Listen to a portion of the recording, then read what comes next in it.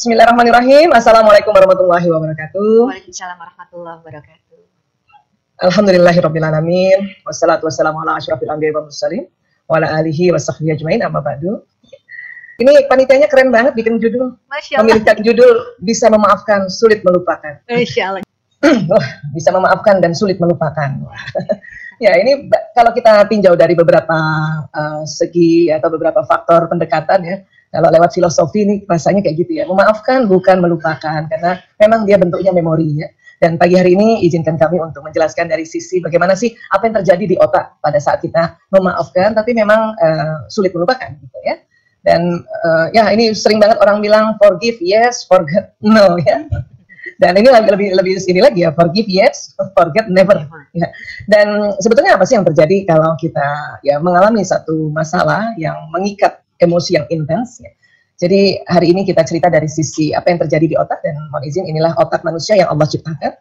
Ada otak besar, ada otak kecil, kemudian otak terbagi dua, belahannya kanan dan kiri, kemudian diletakkan di dalam kepala yang dilindungi oleh lapisan-lapisan termasuk lapisan tengkorak ya, Masya Allah. Dan kemudian di dalam otak ini ya, kalau kita lihat dari samping ya, jadi ada otak besar dan ada otak kecil. Kemudian kalau kita lihat dari atas ini memang betul-betul terbelah. Ya, tidak ada sambungannya, baru nanti di dalam sedikit di tengah baru ada sambungannya ya. Dan inilah makanya kalau kita lihat dari atas, otak ini dikatakan terbagi belahan kanan yang dahi di sini ya, kemudian juga belahan kiri ya. Ini otak kita, dan di dalam kalau kita lihat ini otak ini dia bentuknya bergirus-girus gitu ya, meliuk-liuk ya, karena sesungguhnya di dalamnya itu banyak sekali tali temali ya, tali temali dari persarafan yang sangat panjang, yang kemudian Allah desain digulung ya sedemikian rupa. Dan pernah para ahli bercerita ya, dia mengumpamakan otak manusia seandainya didesain oleh Tuhan katanya, kalau dia tali temalinya itu disambung makin memanjang, itu panjang sekali ya. Supaya lebih gampang diingat kita bicara ekstrimnya, katanya panjangnya sepanjang Jakarta Bali ya, pulang pergi. Ya seperti itu Bu Kartika ya. Jadi kita bersyukur terlebih dahulu bahwa otak kita Allah gulung ya, karena kebayang kalau otak manusia semua sepanjang Jakarta Bali, seperti apa itu groundednya, dan inilah yang terbentuk girus-girus seperti ini ya. Baik, kemudian di dalamnya apa sih bentuk sarafnya itu kayak apa, atau bentuk selnya ya. Alat ini Functional Magnetic Resonance Imaging atau fMRI ya, ini yang membantu saat ini bisa mendeteksi otak orang masih hidup. Kalau dulu kita mau belajar tentang otak, orangnya harus meninggal dulu, kemudian disumbangkan otaknya ya, dengan izin keluarga tentunya, barulah kita bisa teliti. Tapi sekarang orang hidup bisa diteliti dengan alat ini gitu ya. Itulah makanya mengapa ilmu saraf, ilmu otak, neuro ya, neurologi ini, neuroscience ini berkembang dengan pesat ya. Termasuk apa yang terjadi di otak ya. Di dalam otak, kalau mungkin kita pernah belajar biologi barangkali atau sains atau IPA ya, itu ada neuron ya. Bentuknya seperti ini diperbesar ya. Dan ini ada semua di dalam otak, jumlahnya 100 miliar kurang lebih. Ada yang bilang 80 miliar, ada yang bilang 90 miliar. Kalau saya ambil paham yang 100 miliar ya. Tapi intinya pokoknya banyak banget itu. Ya. Dan satu neuron ini kerjanya kayak satu komputer yang tercanggih di zamannya. Ya. Artinya saya yang lahir tahun 68 ini, generasi X ini kan ya punya juga 100 miliar ya. Mungkin ayah bunda yang, kalau ayah bunda sekarang lahir yang tahun 80-an kali ya Bu Kartika ya? Iya. Ayah bunda ya, yang mereka yang milenial ya. Kalau Ibu Kartika lahir tahun apa Bu? Saya lahir 78 Ibu. Nyaris milenial itu. Nyaris milenial ya. Harusnya dimundurin sedikit supaya milenial ya Bu ya. Ya, sedikit lagi milenial gitu ya. Ya, jadi punya 100 miliar juga ayah bunda yang hadir di sini ya, mungkin juga generasi milenial 100 miliar. Kemudian nanti ananda kita kan ada yang generasi Z ya. Z itu lahirnya antara 1996 sampai 2010. Mungkin yang ada di boarding schoolnya Al Azhar Solo Baru ini yang Z ya. Atau yang di bawah lagi belum generasinya Alpha. Ya, yang mulai dari 2011 sampai sekarang, bahkan sampai 2025 nanti lahirnya ya. Mereka punya 100 miliar juga. Tapi kata para ahli ya, satu neuron ini kan seperti satu komputer, kerja satu komputer yang tercanggih di zamannya. Artinya saya punya 100 miliar, Bu Kartika punya 100 miliar, mungkin Bapak Ibu guru yang hadir hari ini juga 100 miliar, anak-anak kita juga 100 miliar gitu ya. Tapi otak mereka lebih canggih. Ini harus diakui ya. Apa canggihnya 100 miliarnya otak-otak generasi yang baru? Ya, kecanggihannya adalah ya daya tampung memorinya. Jadi kalau komputer sekarang kan apa, RAM-nya lebih besar. Ya, begitu ya. Makanya generasi sekarang ini itu jauh lebih cerdas dan pintar sesungguhnya. Ya. Makanya mereka nggak suka kalau kita nih sebagai orang tua, baik orang tua bapak ibunya kah atau gurunya, pantang ya menghina mereka atau melabel mereka sebagai generasi mecin, itu sedih loh Bu. Ya, Iya. generasi galowers itu mereka sedih gitu kan, ya. Karena mereka bilang saya kan nggak tahu kalau mau dilahirkan era sekarang gitu. Ya. Tapi para ahli mengatakan neuron mereka itu lebih canggih sebetulnya. Ya. Masya Allah. Dan kalau satu neuron ini kita ibaratkan satu laptop barangkali ya. Nah, kabel yang panjang inilah nanti kabel yang menuju stop kontak gitu ya. Dan bayangkan stop kontak kalau kita aja cuma satu ini sudah bercabang ini, ya. Dan di ujung-ujungnya kita sebut akson terminal ini. Dan kemudian nanti di pinggir-pinggir ini kan adalah potensi sambungan koneksi misalnya laptop kita dengan laptop yang lain atau laptop dengan apapun sambungannya gitu ya. Tapi kalau laptop yang manusia buat saja itu pinggirnya tuh paling cuma 5 potensinya untuk tersambung-sambung. Kalau kita satu neuron ini bisa 20.000 ya potensi koneksi dengan neuron yang lain. Ya, itu luar biasanya tuh, luar biasa. Dan kalau kita lihat nanti koneksi neuron tuh di ujung-ujungnya itu jadi antara neuron sel otak kabel-kabelnya itu begini kurang lebih. Ya. Nah, nanti bentuknya kayak gini. Jadi ini sambungan nih, sambungan. Kemudian neuron itu ujung-ujungnya itu kabel-kabelnya itu ternyata ya sambungannya tidak menempel secara fisik. Jadi ada celah, ada celah. Ya. Dan apa yang nanti membuat menempel antara kabel satu yang dengan kabel yang lainnya di otak manusia? Ya, Allah menciptakan ada namanya zat kimia yang namanya neurotransmitter. Dia akan keluar dari satu neuron ke neuron berikutnya. Nanti ini juga begitu terus. Dan ini proses kimia terjadi dan proses fisika terjadi di sini. Jadi ini ada sambungan listrik. Ya. Beberapa ahli mengatakan begini, untung ya katanya ya. Ini karena ilmuwan ini kadang-kadang sekuler, tapi kadang-kadang mereka kalau menemukan sesuatu langsung ingat Tuhan juga ya. Apa yang mereka bilang untung Tuhan ya menciptakan sambungan neuron tidak menempel secara fisik. Ya. Kenapa? Karena ternyata kalau sambungannya adalah hal-hal yang baik, hal-hal yang positif tentu menyenangkan untuk diingat, sangat diingat. Tapi kalau sambungannya hal-hal buruk, hal-hal yang negatif, maka bahaya kalau ini tersambung secara fisik. Tidak ada kesempatan untuk menterapi ulang atau merilis ulang. Ya. Nah, bahkan dikatakan walaupun tidak menempel secara fisik, pada saat kita mengalami satu peristiwa, satu masalah, satu kejadian yang mengikat emosi negatif, maka neurotransmitternya ini kencang sekali, kencang sekali. Termasuk juga emosi yang positif ini kencang sekali. Ya, ininya nih. Jadi kalau misalnya kita analogikan neurotransmitter ini terhadap neuron ini dengan neuron lain, itu kita katakan sebuah lem, ya. Mungkin kalau kita mengalami satu peristiwa yang mengikat emosi yang intens, nah ini lemnya lem Korea kali ya, yang susah banget lepas. Tapi kalau yang biasa-biasa aja juga terkeluar neurotransmitter, tapi mungkin lem kanji gitu ya. Lem kertas gitu ya Bu ya. Ya, itulah makanya Bu Kartika dan Ayah Bunda dan Bapak Ibu semuanya yang hadir ya. Kalau kita menghadapi satu masalah yang membuat kita sangat marah, sangat sedih kan, atau sangat cemas, atau pokoknya sangat gitu ya. Itu sambungan di otak itu, ya sambungannya ini neurotransmitternya ini kencang banget. Ya, lemnya kencang banget. Ya. Walaupun ini nggak nempel, apalagi kalau nempel, ini masih ada celah di sini. Itulah makanya mengapa ya pada saat kita ya, bertemu seseorang atau peristiwa yang membuat emosi negatif kita intens, ya kita tuh nggak bisa lupa itu. Tapi bisa memaafkan. Prosesnya di mana nanti memaafkan? Prosesnya adalah di sini juga. Diapakan? Ya paling tidak kalau kita kembali ke analogi kalau yang tadinya waktu mendapati peristiwa itu atau mengalami peristiwa itu ini kencang sekali lemnya Korea gitu, dan pada saat memaafkan ini lemnya sedikit luntur. Mungkin jadi lem yang lebih rendah lagi dari lem kekuatan lem Korea gitu. Tapi kalau memaafkan berulang-ulang dia makin luntur lagi. Tapi jejas ini ya tidak bisa hilang sama sekali. Ya sudah ada koneksi jejasnya. Ya. Bekas lemnya tuh ada di dalam. Kalau kita melem sesuatu, walaupun kita sudah bersihkan pakai tisu basah dan sebagainya, dia bekas lemnya ada. Itulah makanya tadi dikatakan bisa memaafkan, sulit melupakan. Atau orang bilang memaafkan itu bukan melupakan. Ya. Fitrah berarti ya Bu ya itu ya. Ya. Sebetulnya untuk apa sih? Ya, sebetulnya untuk sebuah pembelajaran lagi. Pada saat kita mengalami peristiwa yang misalnya ya kita tertipu gitu ya, tertipu entah siapa yang menipu ya. Kalau orang lain saja mungkin memaafkannya lebih gampang, tapi kalau keluarga dekat, ini ya, kenceng banget ini yang transmitternya keluarnya. Ya. Kemudian kita memaafkan, tapi selalu ingat itu. Untuk apa? Untuk sebuah pembelajaran. Satu ketika dia datang lagi, ya misalnya orang tersebut datang lagi, kita punya memori bahwa dia sempat ya melakukan ya sesuatu yang tidak benar, tidak baik, tidak pantas. Masa keluarga sendiri, kakak sendiri atau adik sendiri ditipu misalnya.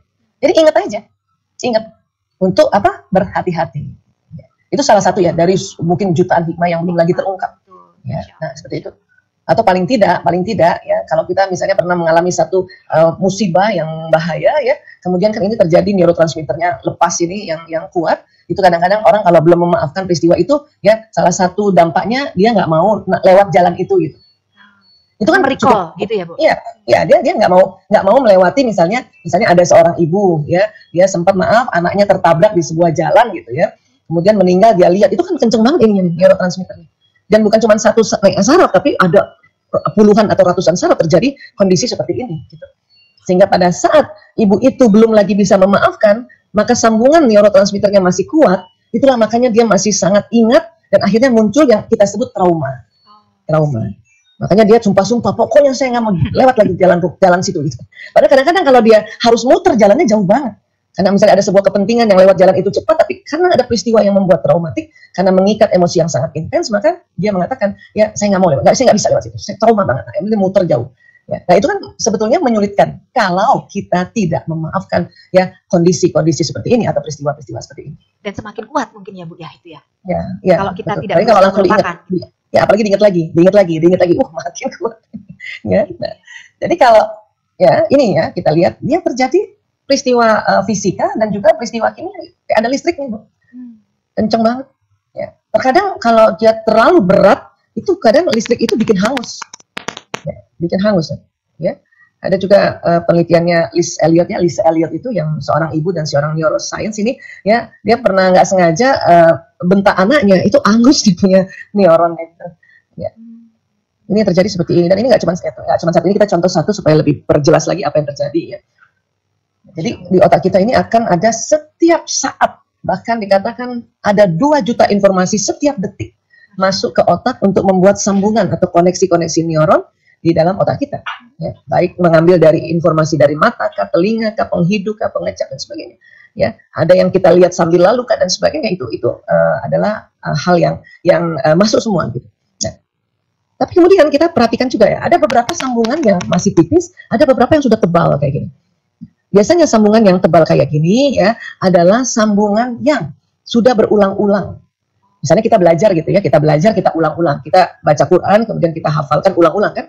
Makanya kenapa ada konsep repetisi, ada konsep murojaah. Itu supaya sambungan neuronnya itu berulang dan tebal. Jadi ini yang membuat kita mengingatnya lebih ingat bagian sini dibanding yang bagian lain. Dan pada saat sesuatu hal yang membuat kita mengikat emosi yang intens dan kemudian berulang-ulang, tentu akan begini juga.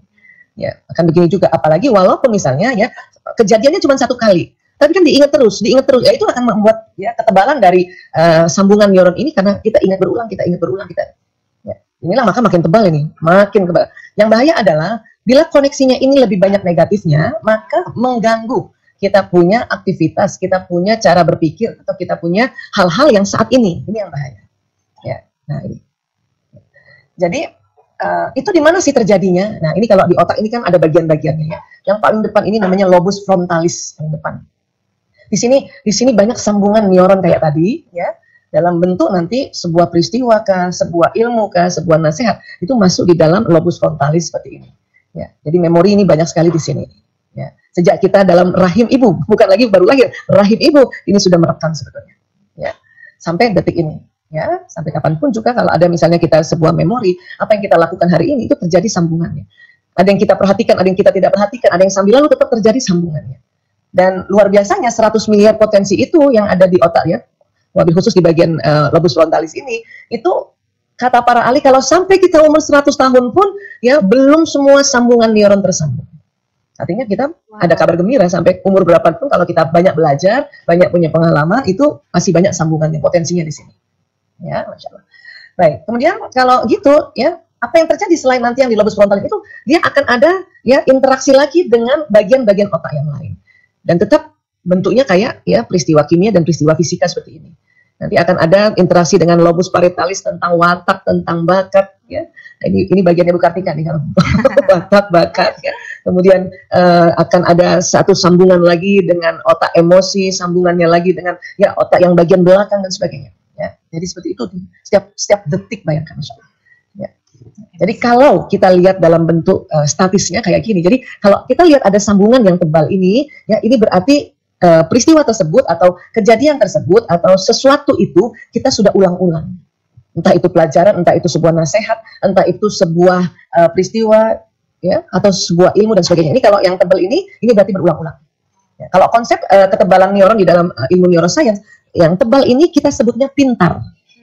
Jadi pintar itu adalah kita mengulang-ulang dalam sebuah pelajaran misalnya ya, atau sebuah ilmu pengetahuan. Jadi kalau anak saya tanya, Bu, aku nggak pinter. Nah, gimana caranya? Ulang-ulang aja. Ulang aja pelajaran itu, baca lagi. Itu kamu jadi pintar. Kenapa? Sambungan neuronmu ya itu akan menjadi tebal. Itu pintar. Termasuk labeling ya, Bu ya. Tuhan kita melabel anak pinter.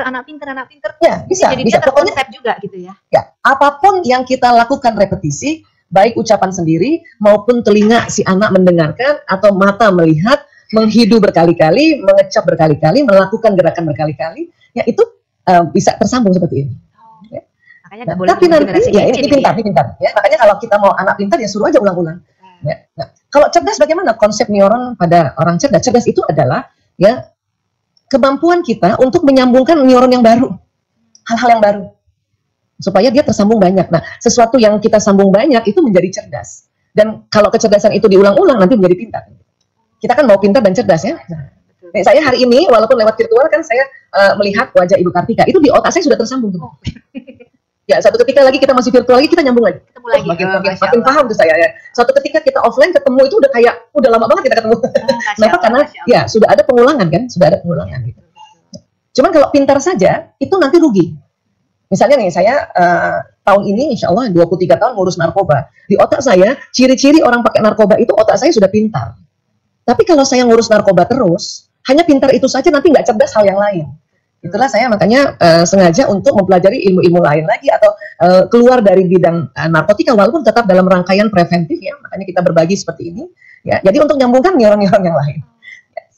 Makanya para bunda kalau mau cerdas ya sering jalan-jalan. Kenapa? Ya itu tadi nih karena bisa ketemu orang lain baru maka tersambung. Lihat sesuatu yang baru tersambung, mendengar hal yang baru tersambung. Ya. Cuman sayangnya pas pandemi ini kita mulai ya, kita kecerdasannya lewat virtual aja. Nah, jadi ini yang terjadi ya termasuk memori. Kalau memori itu dia menghadapinya berulang-ulang maka tebal jadi makin ingat ya atau dia tidak mengalami peristiwa yang sama tetapi diingat lagi makanya ingat terus makanya. Ya, nah, ini yang terjadi sebetulnya ya. Baik, berikutnya ya kita belajar satu bagian lagi ya, ini teman-teman psikolog kan mempelajari kuat ini ya. Ada yang namanya the limbic system atau otak yang bertanggung jawab dengan emosi itu berada di tengah otak ini. Sebuah sistem di tengah otak, ya. Inilah yang nanti mewarnai ya sambungan neuron tadi. Ada sambungan yang biasa-biasa aja karena tidak melibatkan emosi yang intens. Ada sambungan tadi neurotransmitternya kuat sekali, keluarnya zat kimianya kuat karena ada kaitannya dengan emosi gitu. Ya, ini yang membuat nanti hidup manusia dinamis ini emosi. Dan letaknya di tengah otak, Masya Allah. Ya. Semua manusia ada, bahkan ini sudah bekerja sejak dalam rahim seorang ibu. Itu makanya kalau ibu hamil, ibunya baper, ibunya sedih, itu bayinya nggak enak itu dia mungkin pasti ya dia goyang tuh Bu, nyikut kan, nendang kan, segala macam. Ya, nah jadi semua manusia ada limbic system ini. Bahkan hewan golongan mamalia ini juga punya limbic system. Inilah sering disebut ini otak mamalia. Ya, nah, untuk otak mamalia ini berarti kan manusia memang punya sifat binatang sebetulnya. Bahkan Allah ingatkan kita bisa jauh jadi di bawah ya derajatnya binatang karena otak mamalia yang tidak kita bisa kendalikan. Namun tentu kalau kita ingin kendalikan tentu harus kita ya kenali dulu apa sih otak mamalia kerjanya ini dan ada apa aja di dalam situ ya sebuah mekanisme apa gitu. Hari ini memang saya akan menjelaskan secara populer saja ya karena kalau kita belajar lebih detail itu sangat kompleks dan detail sekali ya. Dan yang saya mau sampaikan juga bahwa kita keluarga muslim ini Allah sudah membuat sebuah ya peraturan-peraturan atau sebuah detail-detail peradaban sebetulnya ya pada saat anak kita lahir ya kemudian diazankan di telinga kanan dikomatkan telinga kiri itu mulai tadi neuronnya tersambung tuh ya tersambung suara azan tersambung suara qomat gitu dia mulai tersambung kemudian kita diminta untuk memberi nama yang baik dan satu lagi itu ada sesuatu tradisi yang betul-betul harus diikuti yaitu akikah memotong hewan kambing ya. Kenapa? Karena rupanya salah satu hikmah dari akikah itu adalah sebuah penebus ya untuk otak mamalia pada seorang anak. Ya. Laki-laki memang 2 kambing, perempuan 1 kambing. Kenapa laki-laki 2 kambing? Karena ternyata otak laki-laki lebih berat 100 gram ternyata. Ini kita harus akui bukan ya. Otak laki-laki itu lebih berat 100 gram dibanding perempuan. Risetnya banyak sekali. Ya, tapi tenang, kecerdasan bukan karena berat otak. Kecerdasan itu karena seringnya kesambung otaknya, seringnya belajar, seringnya mendengar. Sambung neuron tadi ya Bu ya, berdasarkan sambung neuron bukan besar dan kecilnya otak ya Bu ya. Ya. Berat ini kan dia kolesterolnya. Ya. Nah, tapi dengan lebih beratnya otak laki-laki berarti otak emosinya juga lebih besar laki-laki. Itulah makanya penebusannya 2 kambing. Ya. memang walaupun otak laki-laki bukan 2 kalinya otak perempuan, hanya kan ya walaupun dia lebih berat kan nggak mungkin kita misalnya mau kurban kambing 1/4 kambing, nggak mungkin, bahkan 2 kambing kan, gitu. Ada beberapa ibu, Bu Aisyah boleh nggak ya kalau kita akikah kambingnya diganti ayam? Saya bilang nggak bisa dong. Yang ada di otak kita tuh otak mamalia, ayam bukan mamalia gitu. Ya, jadi ini sebuah sesuatu yang buat saya ini sesuatu banget. Kenapa? Beberapa pasien kami yang pakai narkoba, memang orang pakai narkoba ini kan perilakunya kacau ya. Tapi ada beberapa yang kacau banget dan sifatnya jadi kayak binatang. Ya. Dan kalau saya konsultasi dengan orang tuanya, saya tanya, Bapak, Ibu, maaf punten, ini udah di akikah belum ya waktu kecil? Belum, Mbak Aisyah, waktu itu nggak sempat. Nah, ada lagi, waktu itu nggak ada dananya. Oh, dalam hati saya ya, pantesan. Kenapa? Sifat binatangnya belum ditebus. Masya Allah, makanya saya suruh tuh akikah kan, Pak, akikah ya, niatkan ada rezeki, ya langsung akikah. Jadi itu pasien umur 30 tahun, 35 tahun belum diakikah, suruh akikah juga. Kenapa? Karena berpengaruh sekali, apalagi kalau sudah menjadi sebuah penyimpangan. Ya narkoba, tawuran, judi, LGBT, itu saya pasti tanya tentang masalah akikah. Ya. Dan buat ibu-ibu muda yang berada tinggal di sekeliling saya atau bekerja itu, saya ingatkan suruh akikah. Nggak usah beli dulu mobil, nggak usah dulu beli sesuatu yang sekunder ya, akikahkan anak. Karena sangat berpengaruh pada anak-anak yang terjadi penyimpangan. Ya. Jadi ini yang saya mau tambahkan lagi informasi tentang akikah. Ya.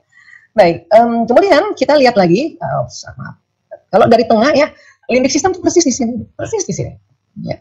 Kemudian manusia juga selain limbik sistem ada otak reptilnya. Kemudian di sinilah nanti yang membedakan hewan mamalia dengan otak manusia itu ini yang namanya neokortex. Ini kita lebih tebal, ya, lebih tebal. Tadi kita frontalis di daerah sini. Kemudian ada nih prefrontal cortex ini, Bapak Ibu punten, karena kesepakatan internasional kita pakai bahasa Latin ya, nggak apa-apa ya. Nggak usah dihafal tapi paling nggak tahu lah ya. Di depan ini, di belakang dahi ada namanya prefrontal cortex. Di sinilah ilmu pengetahuan, nasihat ini masuknya di sini koneksinya nanti. Memorinya masuknya di sini. Kita belajar dari kecil dinasihati orang tua, ya nasihatnya masuk di sini. Ya, kemudian masuk sekolah diajarin Bapak Ibu guru, dinasihati Bapak Ibu guru, bahkan nasihat teman-teman atau siapapun yang orang yang kita anggap figur otoritas itu dia bisa masuk di sini informasinya. Ya. Kalau memori di mana Bu Aisyah? Memori ya sekitar sini. Dan kalau memorinya dia punya kaitan emosi yang intens, dia lebih dekat-dekat sini lagi karena ini ada otak emosi di sini. Ya, makanya di dalam kepala itu jadi kayak lemari sebetulnya. Kayak lemari yang dimana kalau ada peristiwa-peristiwa ya sebuah kejadian yang sangat mengikat emosi, dia diletakkan di daerah ya lemari yang mudah diakses di sini.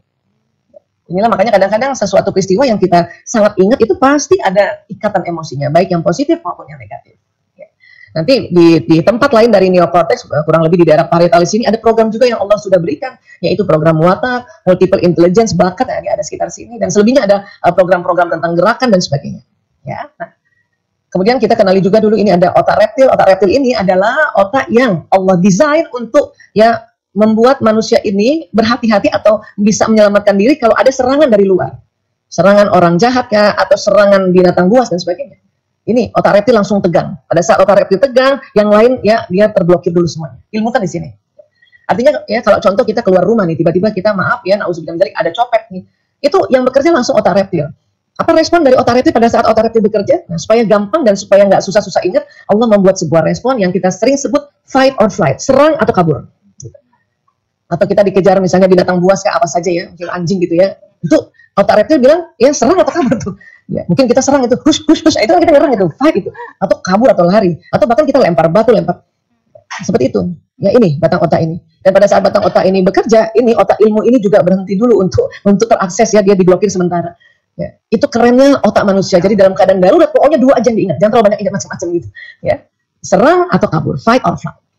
Nah, kondisi pandemi ini membuat batang otak kita ini, walaupun tidak di luar rumah, di dalam rumah tegang ini. Ya, kenapa? Karena kita ya diberi informasi bahwa ada virus corona yang itu juga sebuah menjadi ancaman, cuma masalahnya dia nggak kelihatan gitu. Makanya otak reptil kita pada tegang nih. Ya, kenapa? Karena kita tahu juga virus itu bukan lagi di luar rumah, dia masuk juga di dalam rumah kita. Untuk itu makanya kadang saat ini anak-anak yang bersekolah kan, orang tua yang mendampingi anak sekolah kan, ya ini ikut tegang nih sebetulnya. Makanya kadang-kadang kalau batang reptil tegang, kepengennya mau nyerang aja, ya nyerang atau kabur atau ngambek. Ya. Nah ini makanya bagaimana kita harus kenali dia dan bikin relax. Ya. Sama mamalia juga begitu. Kalau ini lebih variasi nanti responnya atau jenisnya ya. Kalau ini tegang, lagi marah, ilmu yang ada di prefrontal ini itu ya terblokir sementara. Jadi kalau kita marah sama anak gitu ya, kesel sama punten, sama pasangan, sama suami, itu lupa loh ilmu bahwa suami itu jembatan surga gitu ya. kemudian anak itu ke Ratu Ayun, itu lupa loh sementara itu. Ya, makanya antara mamalia dengan reptil ini bekerja jadi mau nyerang ya, karena marah dan sebagainya. Itulah juga termasuk ada memori-memori pada saat kita berinteraksi dengan orang dan kita ya marah gitu ya. Itu lupa bahwa saya marah sama adik saya misalnya gitu. Saya marah sama kakak saya marah sama misalnya ya punten ya kakak mertua apa segala macam. Itu lupa ilmu itu di sini kan. Makanya terbentuk memori lagi dan dia berada sekitar sini. Ini yang terjadi sebetulnya di otak. Ya. Terus gimana sebetulnya supaya kita memaafkan? Apa yang terjadi pada saat kita memaafkan? Ya. Limbic system ini ini sekarang kita lihat dulu batang otak ini yang bikin tegang ini, yang suka fight or flight ini, yang nyerang ini dia nih otak reptil nih. Ya.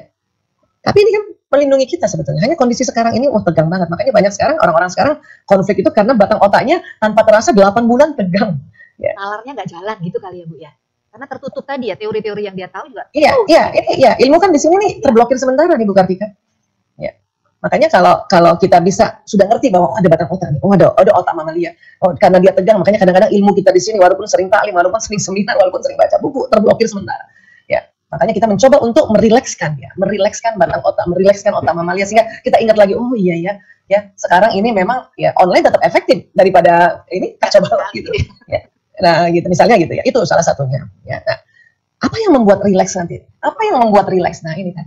Ternyata yang membuat rileks itu adalah kata memaafkan. Insyaallah. Saya maafkan dia. Itu langsung batang otak itu yang tadinya kenceng itu ser gitu ya.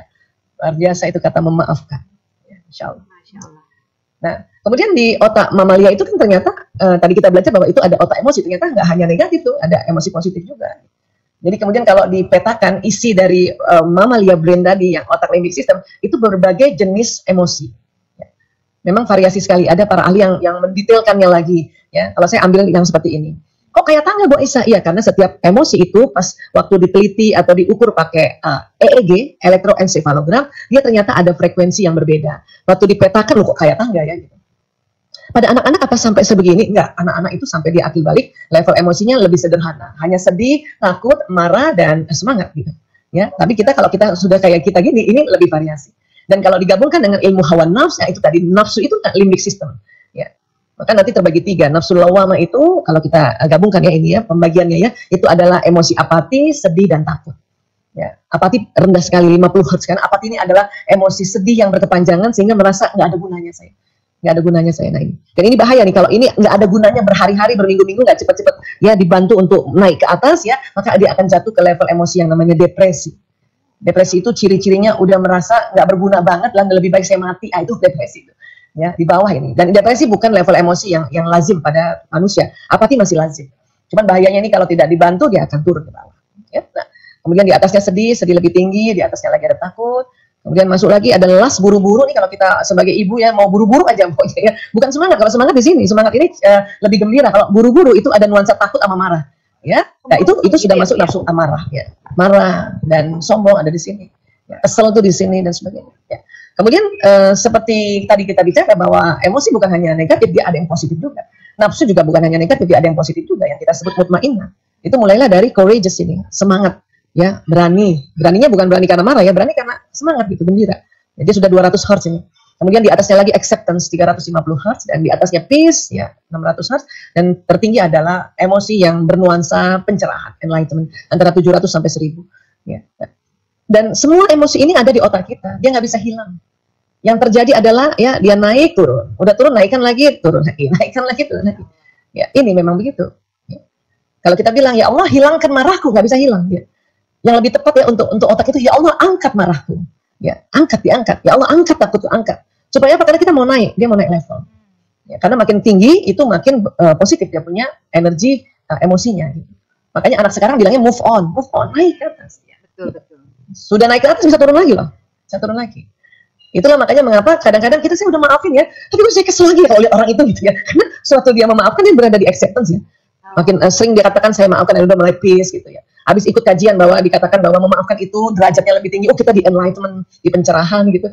Tapi kenapa pas lihat lagi dan itu orang songong gitu ya, ngeselin gitu ya, bisa turun ke sini, cukup masuk lagi ke marah, ya jengkel lagi. Dan apa? Ya. Dan ini lazim. Yang penting adalah pada saat kita tahu bahwa kita ada di bawah lagi, ya cepat-cepat naik lagi ke atas. Kenapa? Karena pada saat kita berupaya bisa cepat-cepat naik ke atas itu, ya kita jauh lebih beruntung, benefitnya lebih banyak. Atau kalau bahasa kita pahalanya jauh lebih banyak. Kenapa? Ini lebih beruntung karena berada di zona ini, namanya zona ikhlas. Ya. Tapi masih juga kita gemes banget karena nginget lagi ya, mungkin dia terlalu bikin seseorang terluka, ya itu bisa jatuh lagi, atau mungkin ketakut gitu. Anak-anak mungkin suatu ketika dia trauma, barangkali ada mungkin ya dibully itu bisa jatuh ketakut.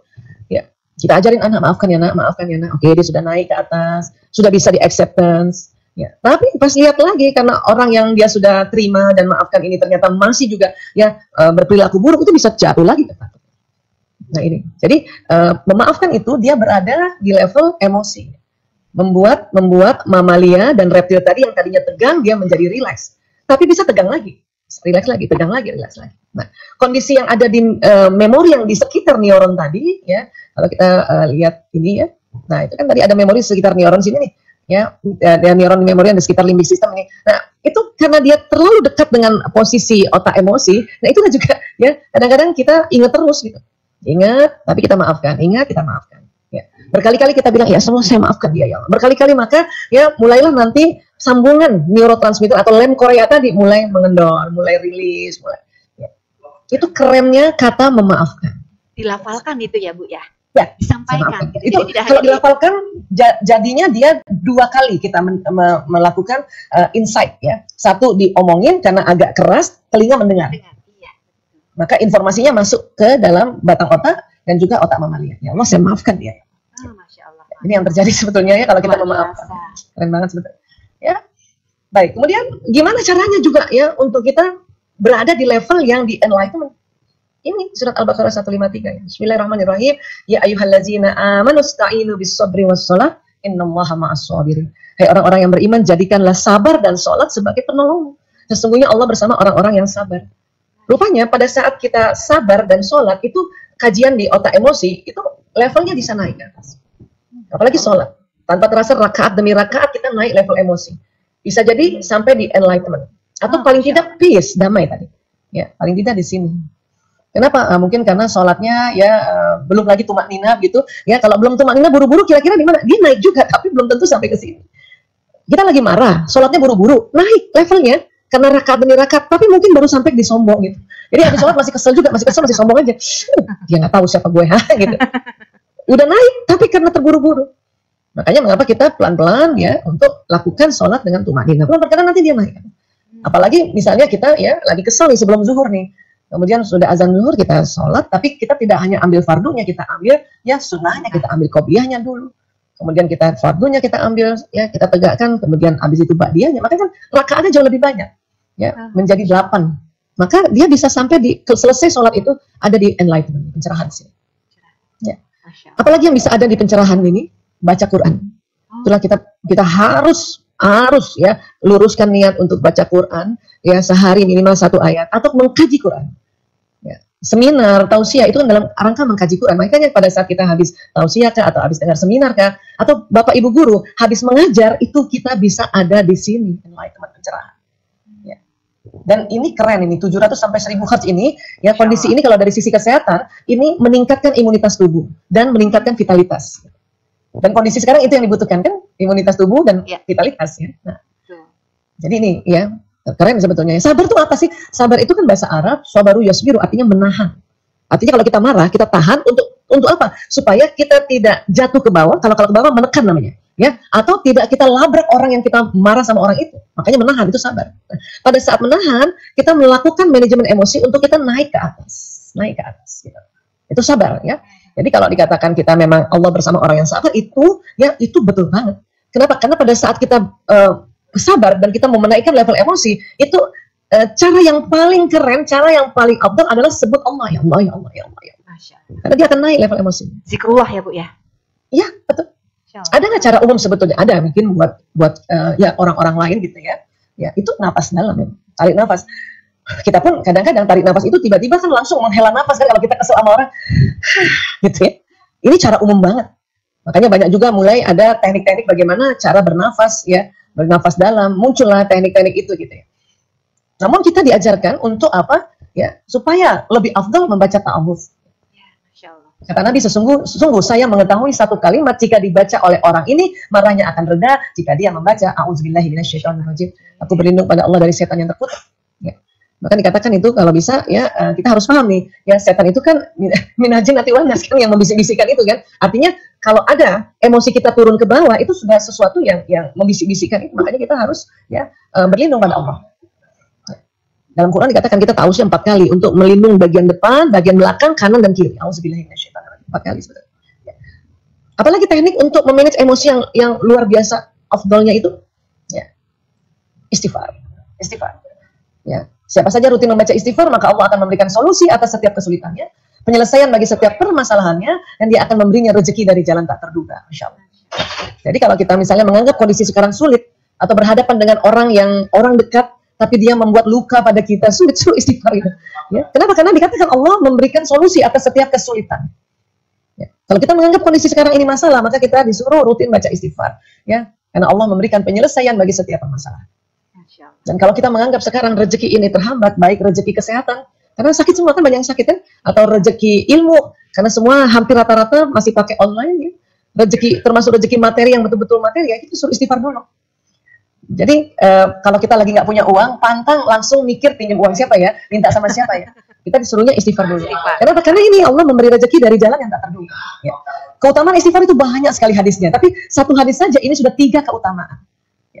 Beberapa tahun saya mencoba untuk mempelajari manajemen emosi dengan berbagai versi, ya. Tapi ya ta'awuz dan istighfar itu lebih dahsyat daripada ya kita melakukan hal-hal yang lain. Tetapi ya kalau kita lagi nanti lebih mendalam, tentunya kita akan ya terus mengucapkan ya kalimat-kalimat thayyibah lainnya, kalimat-kalimat zikir lainnya. Tetapi untuk yang otomatis itu astagfirullahaladzim itu luar biasa. Untungnya kita dari kecil sudah terbiasa istighfar ya. Termasuk buka dompetnya, buka Tika ya. Buka dompet, uang sedikit, astagfirullahaladzim. Iya, udah keluar itu. Udah benar, tambah kita kuatkan saja istighfar. Gitu ya, Bu ya. Sebetulnya apa yang terjadi sih pada saat kita berzikir? Ya. Jadi pada saat kita berzikir, terutama istighfar ya, untuk perasaan-perasaan emosi negatif ya. Astagfirullahaladzim. Itu ya, karena istighfar huruf jaharnya itu lebih banyak ya. Maka pada saat kita melafazkan itu keluar karbon dioksida. Astagfirullahaladzim. Nah, pada saat karbon dioksida keluar maksimal, hidung langsung tarik oksigen. Astagfirullahaladzim. Itu langsung, hidung tarik, ya, tarik oksigen. Dan oksigen nanti masuk ke paru-paru, kemudian masuk ke jantung, jantung memompa darah ke otak, itu membawa oksigen yang lebih banyak. Maka tadi otak emosi dan otak mamalia tadi, kemudian batang otak-otak reptil itu jadi rileks. Ya, jadi rileks. Ya, astagfirullahaladzim. Nah, rupanya tarik nafas biasa saja, ya. Kalau kita tarik nafas dulu ya, itu kurang lebih oksigen 3 liter yang masuk. Oh, Masya Allah. Ya, kalau tarik nafas biasa ya, tarik nafas biasa. Tapi pada saat istighfar, astagfirullahaladzim, karena karbon dioksida keluar duluan, maka otomatis hidung menarik oksigen, ternyata jumlahnya menjadi 5 liter, lebih banyak. Oh, Masya Allah, hampir 2 kali lipat ya, Bu ya. Ya, makanya itu tadi teknik istighfar ini, astagfirullahaladzim, itu langsung tarik oksigen tuh. Ya. Zikir apalagi yang istighfar ya. Tahlil juga, la ilaha illallah. Itu. Oh, Masya Allah. Kalau alhamdulillah itu huruf jaharnya tuh tidak sebanyak istighfar dan tahlil. Oh. Makanya pada saat emosi-emosi yang terlalu jauh turun dia punya levelnya, yang kita sebut itu istighfar, tahlil. Kenapa? Karena oksigen akan jauh lebih banyak masuk, kemudian nanti ya akan membawa oksigen masuk. Ya. Jadi karbon dioksida keluar duluan, baru oksigen masuk. Itu lebih banyak. Dan nanti membuat ya darah yang ke otak itu membawa oksigen yang lebih banyak dibanding nafas biasa. Itu nanti batang otak yang di sini dan otak emosi di sini itu jadi rileks. Ya. Itu keren banget sebetulnya. Ya. Nah, ini yang unik lagi nih, pembuluh darah ini kan ke depan ke otak yang paling atas itu kan dia lebih kecil ya, Bu Kartika ya. Di sini padahal di sini ilmu loh, di sini ilmu. Ya. Berarti kalau dalam kondisi kita biasa berdiri duduk, berarti kan darah kurang ke sini. Padahal di sini tempat ilmu. Dan kata para ahli juga ya, dia katakan begini ya, oksigen tidak dapat menuju ya prefrontal cortex kalau tidak posisi bersujud. Masya Allah. Tabarakallah. Ya, dalam kondisi bersujud maka pembuluh darah kecil ini akan dialiri darah lebih banyak. Kemudian bagian ilmu ini, prefrontal cortex ini akan mendapat nutrisi dan dapat oksigen lebih banyak pada saat kita bersujud.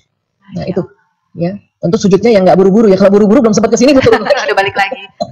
Makanya harus tumakninah itu. Ya, inilah yang saya biasanya minta sama anak-anak, sujudnya lebih lama dikit ya, Nak ya. biasanya karena anak ya, karena anak-anak kami kerjanya di kesehatan, kalau kita cerita tentang lewat pembuluh darah dia, oh kayak gitu ya. Iya. Bahkan kalaupun misalnya kalau kita belum sanggup, tidak sanggup lagi sujud karena sudah sulit sholat yang duduk karena lutut itu ya. Nah, pada saat kita posisi sujudnya itu sebisa mungkin dia ya kita yakini bahwa darah sampai ke sini. Ya, gitu. Nah, tapi kalau kita lagi mens, kita masa nifas, kita nggak boleh bersujud. Karena ada perdarahan di bagian reproduksi itu nanti bahaya dia naik ke sini. Oh, Masya Allah. Ya, lagi nifas kan baru pembersihan plasenta dan sebagainya keluar kan. Jadi makanya nggak boleh sholat gitu, nggak boleh sholat udah. Barakallah, luar biasa. Ya, ini yang membuat semua yang diperintahkan oleh Allah untuk kita ini menjadi sesuatu yang luar biasa. Ya. Ya. Kemudian bagaimana kalau kalimat istighfar itu sendiri pada saat kita lafazkan selain mengeluarkan karbon dioksida, kemudian menarik oksigen, nanti oksigennya. Rupanya ya, sistem saraf di tubuh kita ini itu kerjanya kayak kabel listrik. Dia membawa pesan. Dari mana? Dari apa yang diucapkan, apa yang dilihat, apa yang didengar, apa yang dirasa dan sebagainya dari indera-indera kita dan juga dari otak, dari emosi, dari pikiran gitu. Ya, ilmu penting untuk masuk di prefrontal kita ini supaya kita punya perilaku sesuai tuntunan ilmu itu gitu. Karena dia jalan ke misalnya kita ajarkan anak jaga kebersihan, ini jangan terus nonton jaga kebersihan. Ini memberi pesan.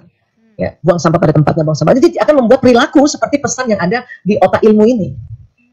Namun otak emosi juga, kalau dia tadi tegang, ya marah gitu ya, marah karena mungkin ada stimulus dari luar, ya dia marah, dia juga memberi pesan marah. Maka badan akan melakukan perilaku yang marah tadi. Gitu. Ya, dan yang diucapkan juga begitu. Makanya mengapa tadi kita diminta istighfar, astagfirullahaladzim, ya, selain tadi dari proses mekanisme oksigen karbon dioksida, kalimat istighfar itu jalan ke sistem saraf dan dia naik ke atas juga, dia ke bawah juga. Aku mohon ampun pada Allah yang maha agung, pada Allah yang maha azim, dia jalan itu. Ya. Dan itu juga tadi kalau kita bilang ya, mengucapkan apapun itu dia akan jalan ke sistem saraf ini. Dan nanti akan mempengaruhi lagi apa pembuluh darah dan juga kolbu kita ini. Oh, Masya Allah. Karena ini berkaitan nih, sistem saraf ini dia berjalan bersama dengan pembuluh darah ini, ya. Nah ini, jadi sistem saraf ini persis kayak kabel listrik, dia membawa impuls listrik dan pesan, dan jalannya cepat sekali. Kalau dari indera-indera luar masuk ke otak sekitar 240 km per jam. Ya, kalau dari otak ke bawah, neuron motorik 320 km per jam, cepat banget jalannya, cepat banget, insya Allah. Ya, dan pada saat kita tahu sistem sarafnya ini, kemudian tadi kita sudah istighfar dan kita bilang, saya memaafkan dia, itu saya maafkan dia, saya maafkan, sebut namanya, itu jalan pesan ini. Makanya kenapa dilafazkan? Karena bisa dua. Satu, dari mulut dia jalan, karena sedikit dilafazkan, terdengar oleh telinga kita, maka dia jalan lagi. Jadi 2 kali jalan. Saya maafkan. Saya maafkan. Ya. Dan itu mempengaruhi kita punya kolbu, kita punya rekaman di jantung. Ya, nah ini. Jadi kemudian di otak ini juga ada namanya sebuah kelenjar, ini namanya kelenjar pituitari. Ini isinya adalah hormon bahagia dan hormon cinta. Ada istilahnya dopamin, ya, endorfin. Ya, oksitosin, serotonin ada di sini, persis di pertemuan dua alis kita ini. Kalau ke tengah sini, kalau lurus ke sini tuh ada kelenjar pituitari ini, ya, dia mengeluarkan hormon dopamin. Dan pada saat kita bilang ya Allah saya maafkan dia, ya Allah, itu keluar loh hormon dopaminnya, jalan ke pembuluh darah, jalan ke badan, dan membuat badan kita lebih senang gitu, lebih happy karena sudah memaafkan. Ya, caranya ya begitu, ya, tarik nafas dulu, ta'awuz, istighfar, dan kita bilang saya maafkan dia, saya maafkan. Itu membuat badan ini jauh lebih nyaman, ya. Karena ada hormon keluar dari kelenjar pituitari, ya. Dan di sisi lain di otak sambungan neuronnya itu ya dia terlepas pelan-pelan lemnya yang tadi lem Korea menjadi lem kanji barangkali gitu. Dan ini membuat seseorang itu jadi lebih ringan sekali, lebih ringan. Ya. Jadi persis di sini nih Bu Kartika nih. Kalau pernah nonton film India, perempuan India itu pakai bindi, bindi. Nah, disitulah posisi kelenjar pituitari. Kalau dibor ke dalam itu ada kelenjar pituitari. Ya. Makanya orang India itu ya mudah memaafkan. Dia kalau marah nyanyi, wah dia langsung mudah memaafkan. Lagi kesel nyanyi, ditinggal suami nyanyi aja dia. Dia punya sebuah perlambangan simbol bindi di sini itu untuk menstimulasi kelenjar pituitari. Ya. Dan biasanya pakaian adat pengantin Indonesia itu biasanya selalu ada tanda di sini. Itu ya memberikan sebuah tanda kebahagiaan pada saat orang itu menikah gitu. Ada aja, mungkin Solo kan ada ya, Solo ada titik di sini, ya Sunda ya, kemudian Jawa kah atau Bugis, maka kan kami juga ada titik di sini. Seperti India ya Bu ya. Yes, seperti orang India kan ada itu di tengah-tengah gitu ya, di kelenjar pituitari. Atau kalau bayi kita cikukan, anak kecil cikukan kan ibu itu kan ambil benang dari popoknya diulur-ulur taruh di sini ya. Itu filosofi dari kelenjar pituitari ternyata. Ya, maknanya menstimulasi dia. Menstimulasi. Ya, dia menstimulasi. Termasuk kalau pusing dipijet di sini mungkin supaya bahagia ya Bu ya. Ya, keluar hormon selain bahagia, hormon mengurang rasa sakit, endorfin. Jadi kalau konsep narkotika alami itu ada di sini, yang alami. Ya. Makanya kita ajarin anak-anak, nah kalau kamu mau pakai narkotika itu pencet aja kepalamu gini-gini. Itu ada narkotika alami. Ya kayak gitu. Masya Allah, ya. Masya Allah. Baik, dan kata orang sabar ada batasnya. Ini justru keliru ini.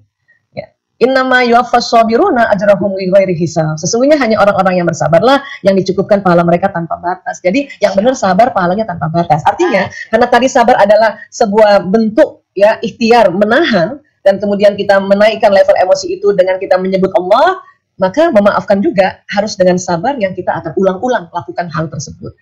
Makanya nanti ya dengan kita ucapkan berulang-ulang, istighfar berulang-ulang, kan itu asik banget ya, oksigen naik, rileks itu otak reptil dengan otak mamalia, endorfin keluar, neuron yang sambungannya kuat jadi lebih rileks atau lebih jejasnya lebih dikurangi, maka jadi sehat kita. Masya Allah. Jadi kira-kira seperti ini dulu kita bahas buka pikiran.